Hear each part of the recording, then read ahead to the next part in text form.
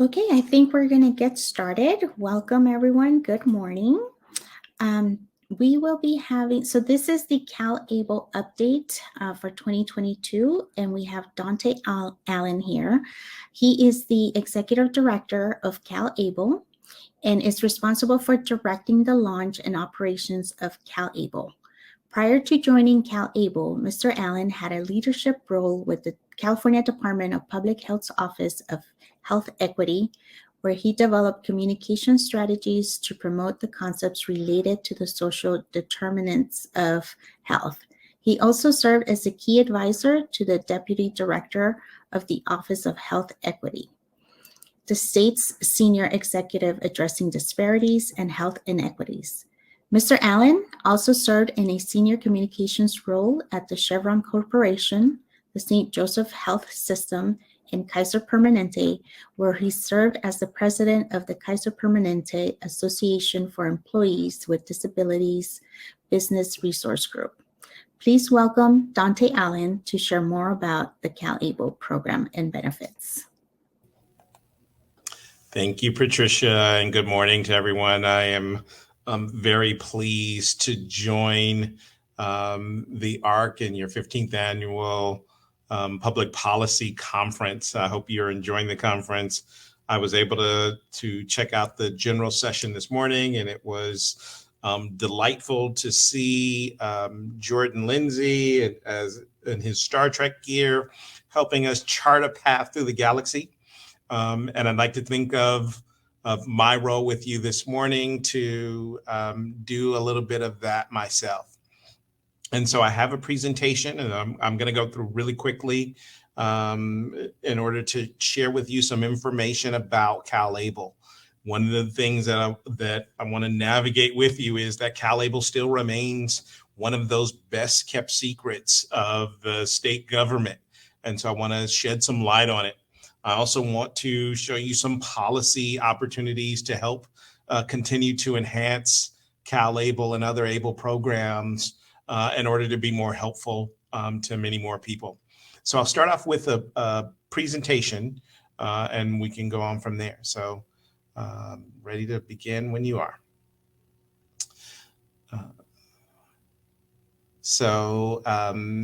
Actually, let me describe myself for those of you who may not be able to see me. I am an African-American man. I wear glasses. I have a salt and pepper goatee, a little more gray than black in my facial hair. And I am wearing a striped collared shirt. You can go on to the next slide, Mariah. This first slide is just an image, and it's an introduction to CalABLE. But if we can go on to the next slide.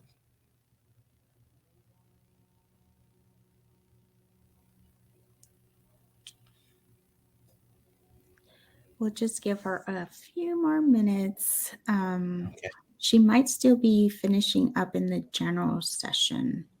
Oh, Okay. there we go. Oh, here we go. So I want to talk a little bit about the standard of living for people with disabilities. As you can imagine, people with disabilities are more likely to be unemployed or underemployed. They're more likely to be unbanked. And what it means to be unbanked is that there isn't a financial home. You don't go to banks. You don't use credit cards or the financial systems that most people use. You may result to going to like check cashing facilities or certain things like that. This is in general. So the unemployment statistics in 2021 said that while just under 30% of people with a disability were unemployed. That number was more than twice that for a person with a disability. The same for living below the poverty line. Individuals with disabilities are more than twice as likely to live in poverty. And we believe that there's a reason why for that. If you go to the next slide.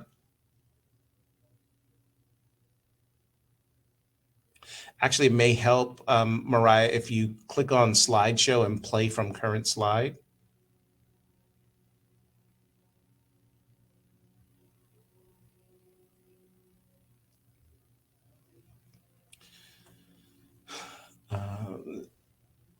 So it seems that there is a disability tax or a cost of living in the United States with a disability, in addition to unemployment being more likely. A recent study showed that a household containing one person with a disability must spend an estimated 28% more just to achieve the same standard of living as a household without a disability. That's about an additional $17,000 a year more just by having a person with a disability in the house that you need in order to achieve the same standard of living. So yes, it actually costs more to live a life with a disability. And so the way that we get to that is looking at things like the direct cost of living a life with a disability, the fewer opportunities that you have based on a life with a disability. Myself being a person in a wheelchair, that I just can't go out and get a job that would require me to do some type of physical labor. It just that those are opportunities that aren't available to me. So there are fewer opportunities. And then the other is, are there policies that can help people with disabilities? So there are policy things that we can do to address these concerns. Number one, we could subtract the disability related costs from income calculations used to determine eligibility for programs like Medicaid or SNAP, all of the programs that exist. We can increase opportunities both in employment training or the extra costs working. If you are a person with a disability that requires some type of individual support, those are costs, added costs that come with having a disability. And we can expand upon policies that help people with disabilities to meet those additional financial burdens of living with a disability. And I'm here to say that CalABLE is one of those opportunities. If you go to the next slide. So what is ABLE? And we can jump to the next slide. Go previous, actually. Okay, so ABLE is the Achieving a Better Life Experience Act. It was passed in 2015 at the federal level, and it allowed states to offer these tax benefit savings and investment programs specifically for people living with disabilities to help them reach their financial dreams. Now, the act allows folks to save and potentially invest and grow their money above and beyond without it impacting government-based benefits programs, the resource limits of those programs. Since CalABLE launched in 2018, more than 7,000 people have opened up accounts, and they now have $70 million in assets entrusted within the CalABLE program. Next slide, please. So there have been, for those of you who may be familiar with CalABLE, there have been some updates made here in 2022, and these are mostly based on federal law. The annual contribution limit to an ABLE account is now $16,000 compared to $15,000 in 2021. An increase in the federal poverty level means that you can also contribute more to your CalABLE account if you're working. If you're not participating in an employer-based retirement program, you can contribute an additional $12,880 per year into an ABLE account versus just the $12,760 that was last year. And that money is in addition to that $16,000 limit I gave you. There are additional states that now offer ABLE programs. Hawaii, Maine, and Utah have all come on in the last year. And Medi-Cal has reintroduced a program fact sheet that says this is how we'll look at folks with CalABLE accounts. So those are all new things that that have come up about the program that you should know. Let's go and talk about some of the basics with the next slide. So why should you save in an ABLE account? Well, first and foremost, you can save up to $100,000 without the risk of losing other benefits. Programs like SSI and Medicaid have limits that say you can only save a certain amount of money. And if you get above that, then you may have your benefits suspended. Well, with an ABLE account, you can greatly exceed those resource limits. As a matter of fact, you can save up to $100,000 and have that totally disregarded from your benefits programs. CalABLE offers a variety of professionally managed investment portfolios. So in addition to saving money, you can also potentially grow your money over time. And then the best part of an ABLE account is that you can actually use that money at any time. You don't have to wait till you're a certain age. You don't have to leave it in for a certain amount of time. You can withdraw that money and use it whenever you need it for qualified expenses. And any growth that you had on that money is done tax-free. You don't pay any taxes on that money. So next slide, please. Here's an example of all of the states that offer ABLE programs. This is a map of the United States. As you can see, a number of the states like California, Alaska, Nevada, they are all in a darker blue shade.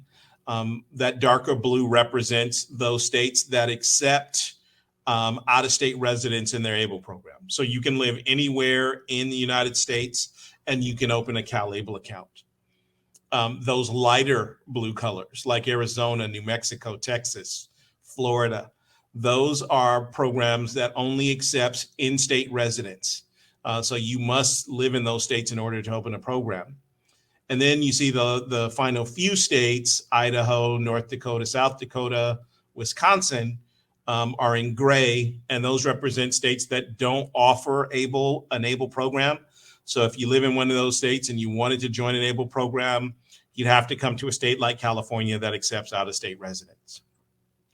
Now, for the most part, ABLE programs are essentially the same or very similar no matter which program you join. It's based on federal law, so things like eligibility and what you can use the money for and the benefits protections that you receive are all the same no matter what program you join. Now, there may be some subtle differences. Among those differences are sort of the choices that you have in those programs.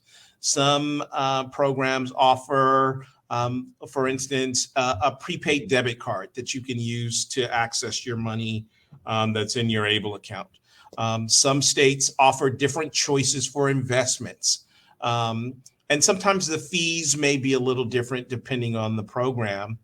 But one of the most important differences is some states have passed additional laws to enhance their ABLE program in order to offer additional protections for in-state residents. So if you're contrasting ABLE programs, you want to look at the full spectrum of what they offer before you decide which program is right for you. Next slide. Let's talk about some of the basics. Next slide. So who's eligible? In order to open an ABLE account, you must be an individual with a disability, and that disability needed to begin before your 26th birthday. So those with developmental disabilities, by nature, that means that you've had a disability since birth. You are automatically eligible to open an ABLE account. If you meet the disability requirements and you've already gone through the eligibility criteria of a program like SSI or SSDI. And just so you know, CalABLE uses the same definition for disability as the Social Security Administration. So if it's in that Blue Book listing or the list of compassionate allowances, it is a disability that would allow you to open a CalABLE account. Next slide, please. But you don't have to receive benefits in order to have a CalABLE account. You can still do that even if you've never gone through the eligibility requirements for SSI or SSDI. We call it a self-certification, and that's when you must confirm under penalty of perjury that you have a disability that began before age 26. And here at CalABLE, we ask you to get a signed letter from a qualified physician that includes a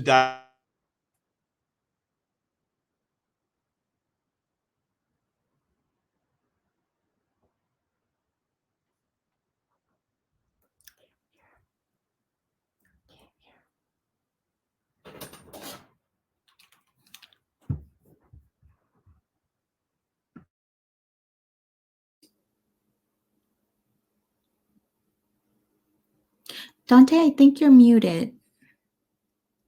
Oh, sorry. Next slide, please. I'm not sure what happened.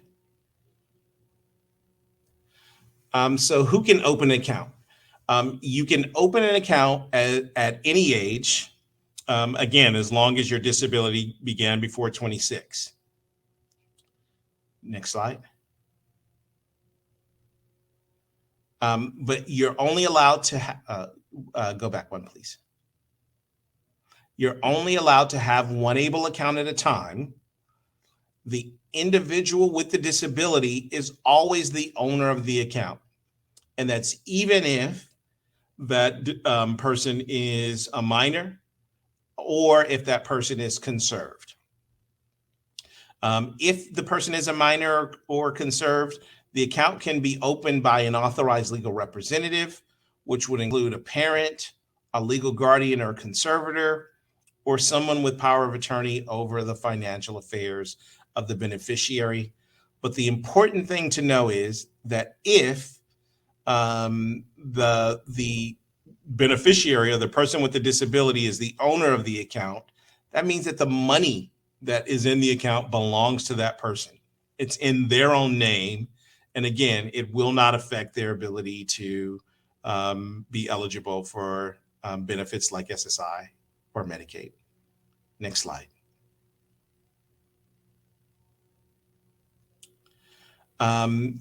Later this year, we'll actually expand on who can become an authorized legal representative. This is based on a change in federal law, and that'll include folks like spouses or siblings, grandparents, even Social Security representative payees will be able to become authorized legal representatives without the requirement of having power of attorney over the individual. So we expect that to be in place later this year, probably by October or November at the latest. Next slide, please. So how do these ABLE accounts work? I'm going to walk you through the basics. When the next slide. First and foremost, ABLE accounts are designed to protect your assets. They are not intended to be a shelter for income. What do I mean by that? I mean that the money that you earn, whether it's through work or any other earned income, will still be considered income, even if you put it in an ABLE account. So an individual who's working can't stick their money in an ABLE account and then qualify for benefits like SSI as if they weren't working.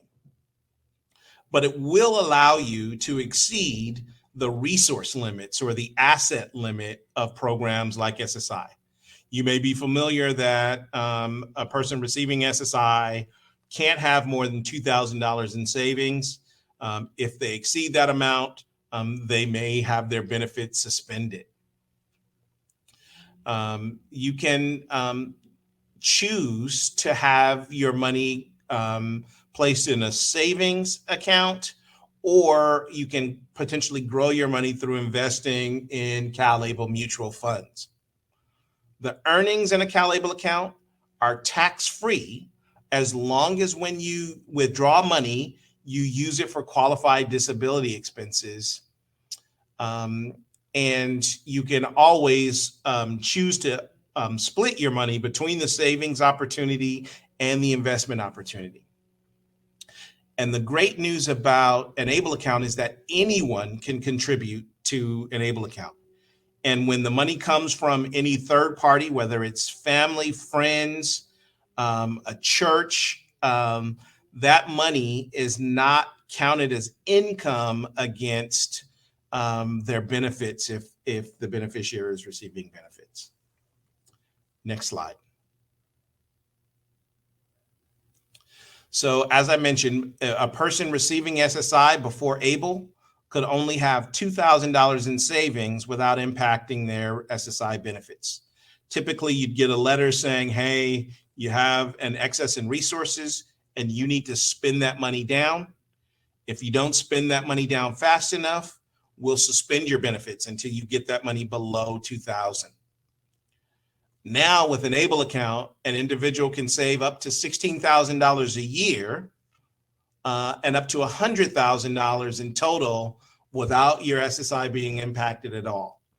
As a matter of fact, SSI representatives are advised to disregard any money in a CalABLE account below $100,000. Next slide. So again, here are the contributions. If you are if you have a CalABLE account, you can put in up to $16,000 per year. If you are receiving benefits, if you get to $100,000, that's your cutoff. If you go above that, then you will begin to put your benefits in jeopardy. If you're not worried about benefits, you can actually put a lot more into your CalABLE account, up to $529,000. But again, remember, after $100,000, you're very likely to have your benefits suspended. And so CalABLE will automatically let you know if you're trying to exceed that $16,000 or if you're getting close to that $100,000, just to make sure that you don't inadvertently put your benefits in jeopardy.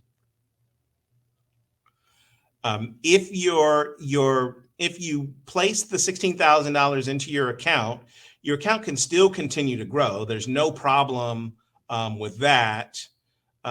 So just make sure when you're making your contributions, you don't have to worry about any growth that the account has in a single year. It's just the amount that you can put into the account. Next slide. There are some that can contribute in addition to that $16,000, and those are when the beneficiary is working and they're not participating in an employer-based retirement plan. They can contribute a portion of their income up to the federal poverty level. And so in addition to the $16,000 that comes from all sources, they can put in up to another $12,880. If you go to the next slide. So that would equal a total of potentially $28,880 that you can deposit into an ABLE account in one calendar year. Next slide. Oh, I do see a question in the chat. Can I get the citation for the infographic so I can look it up? That comes from the National Disability Institute, and they did a study on the hidden cost of living with a disability. You can go to the next slide. Oh, there you go.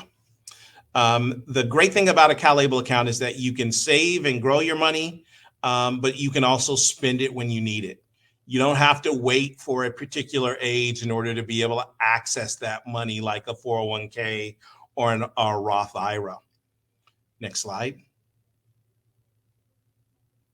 You can use the money at any time to pay for qualified disability expenses, and there won't be any taxes or penalties when you access that money. So I'm sure you want to know, what is a qualified disability expense? Next slide. Now, a qualified disability expense is any expense related to the ABLE account owner as a result of living a life with a disability that helps to maintain or improve your health, your independence, or your quality of life. And so that's a very broad definition, right? But it's intentionally broad. But it can include a great many things. It can include educational expenses, employment expenses, housing, transportation, healthcare expenses, and much, much more. These accounts are meant to be very usable.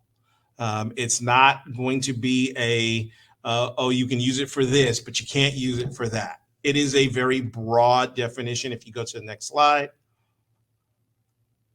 here are some additional examples: legal fees, basic living expenses that won't affect your benefits. So you can use your ABLE account to pay for food if you wanted to, and it wouldn't affect your SSI benefit. Funeral and burial expenses are also included a qualified disability expense. Just remember, anything that helps to improve or helps to maintain or improve your health, your independence, or your quality of life. For most of us, that's just about anything that we could possibly imagine, again, would be considered a qualified disability expense. And the tax implications are the same for the ABLE account. It doesn't matter whether you are below that $100,000 limit or above it. There are no additional taxes. All of the growth is tax-free as long as when you withdraw the money, you're using it for qualified disability expenses. Next slide. So one of the questions that we receive often is, well, what would be considered a non-qualified disability expense? And so that would be things like, it's really not so easy to say this wouldn't be a qualified disability expense, but there are some things that I can pretty much guarantee you. The purchase of any illegal item wouldn't be considered a qualified disability expense.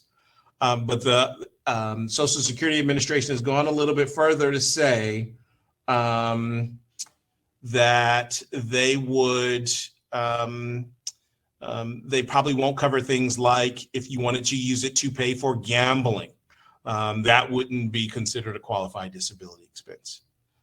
So just keep in mind that here at CalABLE, we don't ask you when you take money from your ABLE account if it's for a qualified expense or not. So you should probably keep receipts and good records of what you purchased in order to be able to justify that in case you're ever asked by the IRS or by Social Security during benefits recertification. Next slide, please.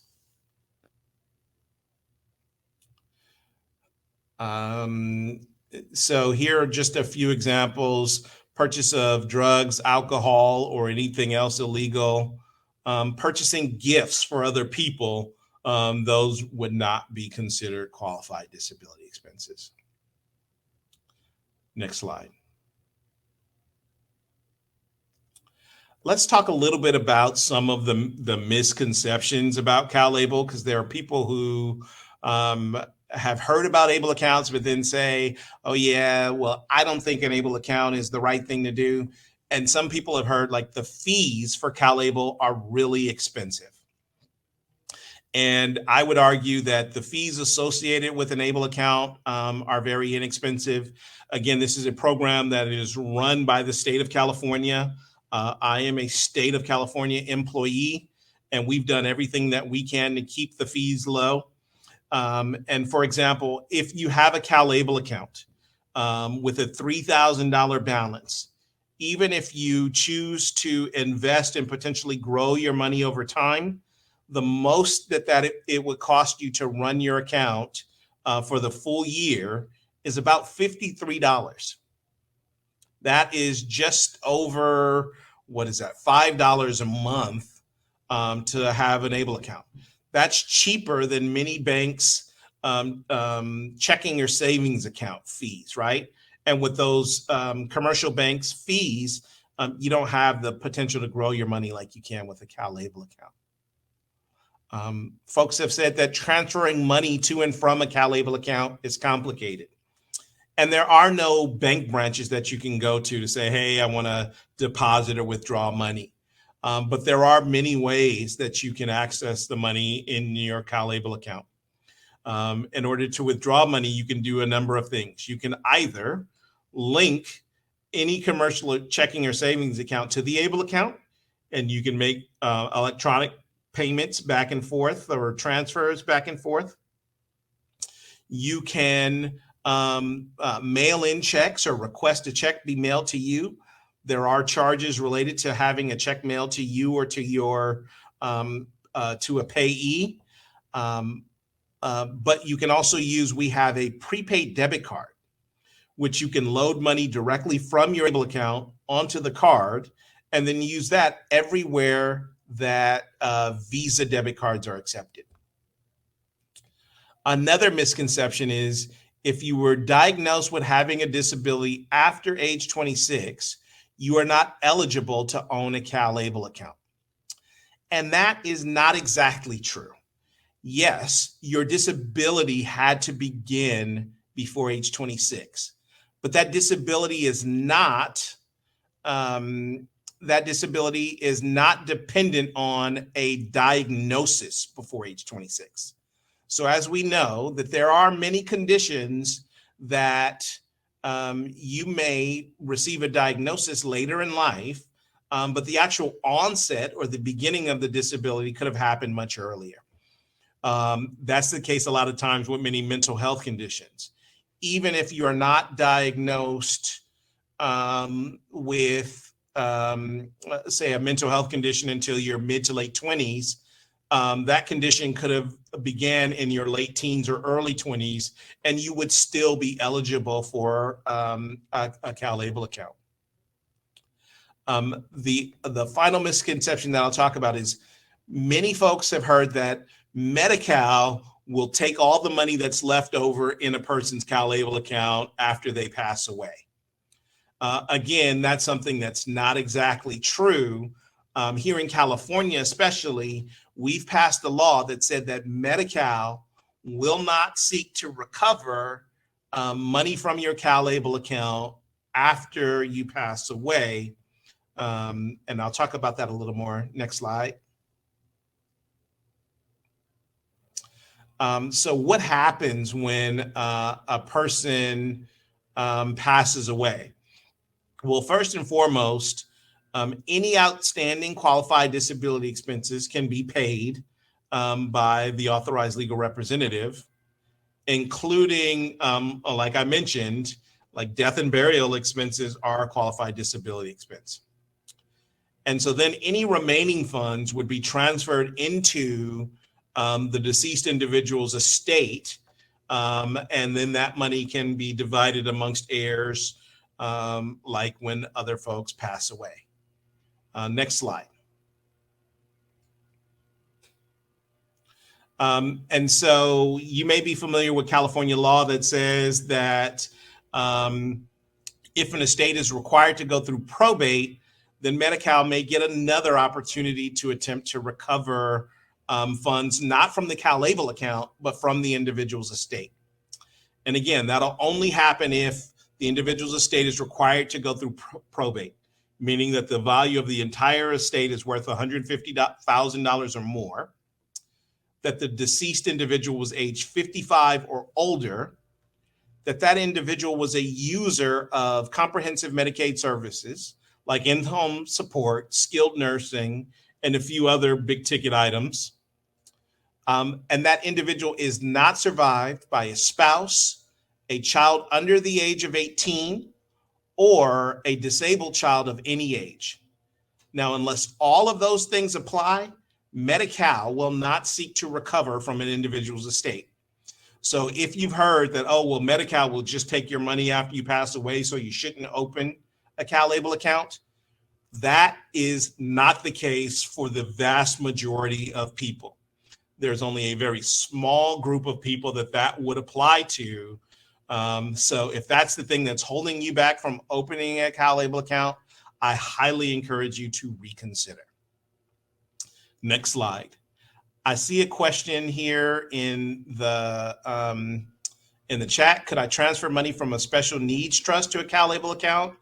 Absolutely, you can. That's happening all the time. We get questions often that say, should I have a CalABLE account or a special needs trust? And the answer really depends on the individual, but there's nothing that's keeping you from having both.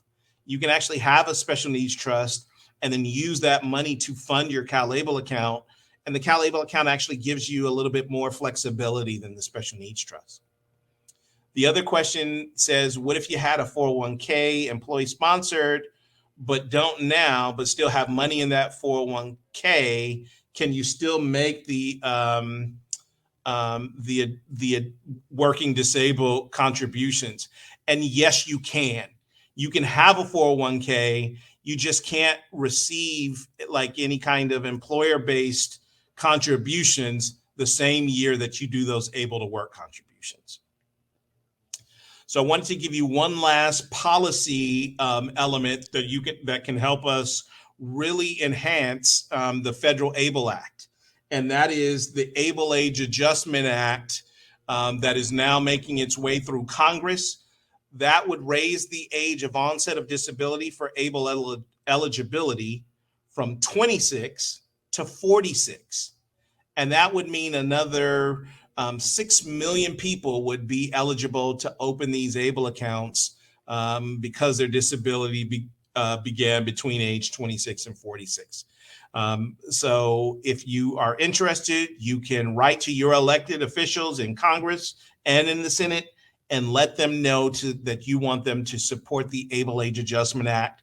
And that will help many additional folks, including disabled veterans who may have become disabled after age 26, to be able to join CalABLE and potentially grow their money.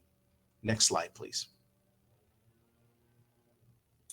If you are ready to open a CalABLE account, please visit us at calable.ca.gov.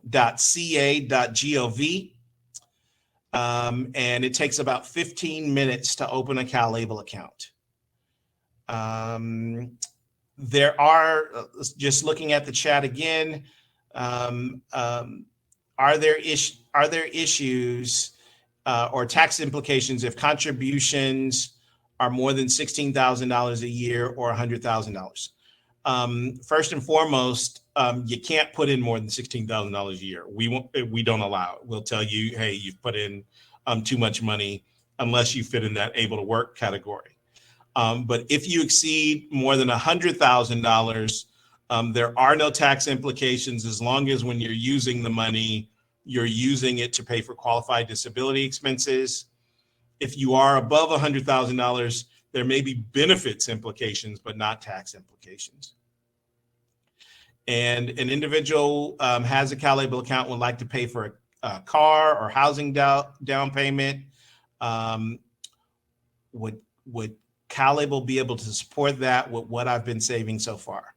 And CalABLE doesn't give money for individual support, but you can invest the money and grow the money. And when you do grow the money, you're not paying any taxes on that money. It's not counting against your benefits if you're receiving them.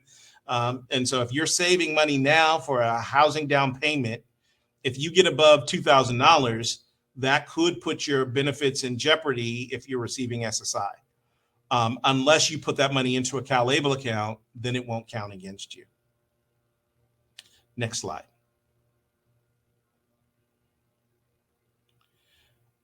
Here are some additional resources. One of the most important that I'll point you to is the ABLE National Resource Center, ablenrc.org. They have a website that allows you to compare and contrast the different ABLE programs. And they'll let you see what the investment choices are, what are the fees. Some states offer income tax deduction or a tax credit for contributors to an ABLE account. And some states like California, we have waived our Medi-Cal's ability to recover when the beneficiary passes away. So those are all comparisons that you can make at that website. Next slide. In addition to that, we have some resources at CalABLE. We offer monthly webinars on Zoom, and we record those webinars. So if you go and visit our YouTube channel, you can view past webinars, or you can catch up on one of our future webinars by joining our newsletter. If you go to the next slide.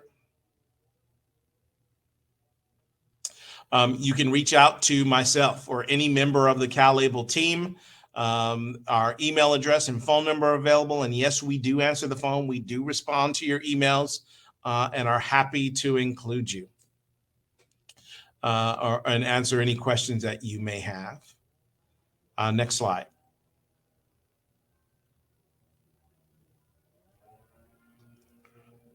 We also have a customer engagement center, a call center, open Monday through Friday, where you can ask direct questions. That number is 833-CalABLE. Again, if you have any questions, feel free to ask us. Let me see, from Matthew, I was asking more. Can a person with a disability use money saved in a CalABLE account for buying a car or for a housing down payment? Yes, you can, and those both would be considered qualified disability expenses when you withdrew the money. Next slide. We're all over social media, Facebook, Twitter, Instagram, LinkedIn. Please like and follow us if you want more information about CalABLE. Next slide. And you can share your stories with us if you've opened a CalABLE account. We want to hear from you. We want to hear what you're using your CalABLE account for. Do you have a success story? I've heard of folks that have managed to buy their first home using money from their CalABLE account, or move out on their own for the first time using their CalABLE account. So all of those things are possible, and we want to hear from you if that's what you're doing. So let us know. We have a group of folks that are CalABLE ambassadors. Those are real CalABLE account owners that are telling us, hey, we have a CalABLE account and here's what we're learning to do with it. And they're sharing their stories, hopefully as a teaching tool for all of you. So please do, if you want to be able to share your story with us, we're happy to hear it. And then next slide. This is the fine print. And essentially it says that CalABLE is an investment program. Like with any investment program, there is a possibility for risk. So you should understand your risk before considering to invest it. But like I said, there is a savings program that we offer as well, where it's FDIC insured, where you won't lose money, or you can choose to invest and grow your money with our mutual funds. But you should be aware of the risk that you face when opening a CalABLE account. And I think that's the final slide. So again, thank you. My name is Dante Allen. I'm Executive Director of CalABLE. Really do appreciate you listening to me, and I'm happy to answer some questions. I've been trying to do that along the way, but I see that there are a couple more that have popped up. How can family members, grandparents, leave money or contribute to CalABLE of a minor grandchild or niece or nephew? That's a great question. And again, like I said, anyone can contribute to an individual's CalABLE account. And you can do that either through an electronic transfer by linking your account to your grandchild's CalABLE account, or we have what we call an e-gifting portal with CalABLE, where the account owner or the authorized legal representative can get a unique link to send to friends and family to say, please contribute to my CalABLE account. And by clicking on that link, you'll be able to contribute directly to that individual's account. And remember that those third-party contributions are not counted as income against the beneficiary's government benefits like SSI. It's a non-countable gift. It's not an in-kind contribution. It won't affect their benefits at all. You're just simply limited to that $16,000 per account annual contribution limit. Are there any other questions I didn't get to? I think you covered them all, Dante. Thank you so much for your time. We really appreciate all the information. And for everybody that is here and wants to go back to the general session, you would need to click on stage to go back to the general session. It looks like there's one last question that just came in, Dante. Right. I just saw that from Rachel. Is it likely the annual amount will increase, and or why is it not possible to deposit larger amounts? For example, if a child receives an inheritance. So when the law was set up, the annual contribution is based on the IRS annual gift tax exemption. And so that number does change from time to time. As I mentioned, just last year, it was only $15,000. This year, it went up to $16,000.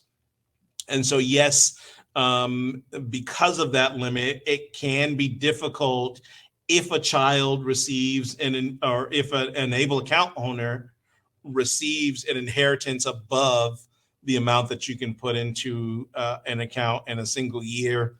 Those are the times when maybe linking a special needs trust and an ABLE account may be useful. It also may be possible if you can straddle maybe a couple of years. So if you received an inheritance toward the end of the year, and at the beginning of the year, you could put another portion of that inheritance in. But that is also another policy consideration. Could we look to the federal government to enhance the ABLE Act that would allow for perhaps a one-time contribution for things like inheritances? Those are potentials that we could explore and something to consider. So thank you for the question. Great. Thank you so much. So we will see everyone back at the general session under stage. Thank you, Dante. Take care. All right. Bye-bye. Bye.